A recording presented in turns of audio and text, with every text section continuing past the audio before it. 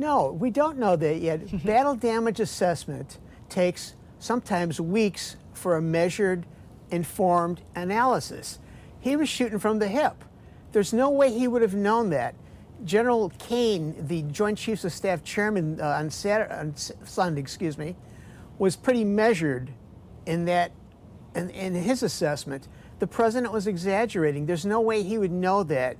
Totally obliterated. It's just off the charts wrong at this point. It may be in 2 weeks from now, but yeah, he was blowing smoke, and he takes a shot at the fake media. But some of us remember the Iraq War going in, the reasons why, and all the intelligence was kind of leaning in George Bush's favor. Maybe, possibly, could be they have it. It turns out they didn't. So there's always a measure of skepticism when somebody claims battle damage assessments were spectacular, like an hour or two after the operation. So I was watching the press conference yesterday live, Tony, on Bloomberg Television, our special coverage, and I think I saw you in the audience at the Pentagon.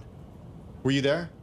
I was there. I had a off purple shirt in the front row next to Jennifer Griffin of Fox. So you heard it straight from the horse's mouth, essentially, about the battle damage assessment.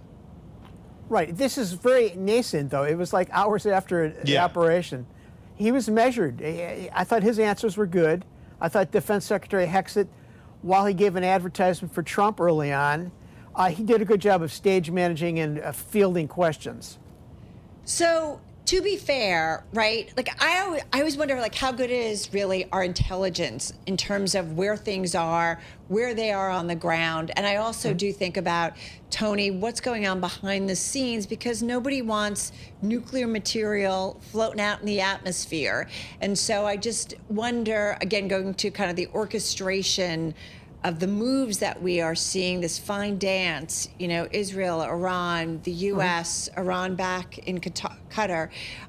So I don't know, how are you looking at how all of this has kind of been carried out? Well, it's been carried out fairly flawlessly in terms of the mechanics of command and control in a combined operation. Your question's a good one, but I think the weaponeering was informed greatly by Israeli intelligence in terms of their assessment of what their weapons could do and how deeply buried the hardcore nuclear material, the enriched uranium material was. And that had to all be factored into the way the U.S. calibrated our bomb drops in terms of the GPS coordinates, the aim points, how deep they were going to go. I mean, the science of weaponeering, while it's a black art, is pretty precise within the Pentagon.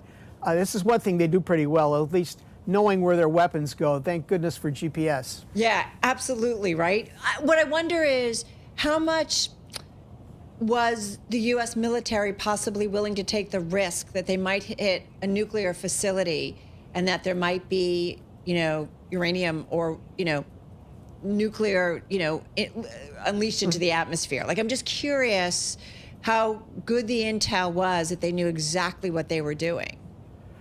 In this case, I think the intel was pretty good. I mean, one indication, the Isfahan facility was not hit by massive ordnance penetrators.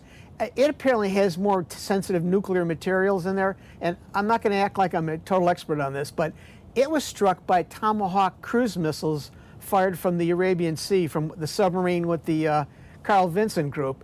Those don't penetrate deeply, but my assessment is that they at least followed damage caused by Israeli weapons. They didn't go as deep, but they caused damage at that facility that could have been more significant in terms of a release of nuclear materials. Again, I don't want to overplay what I know, but that's my impression.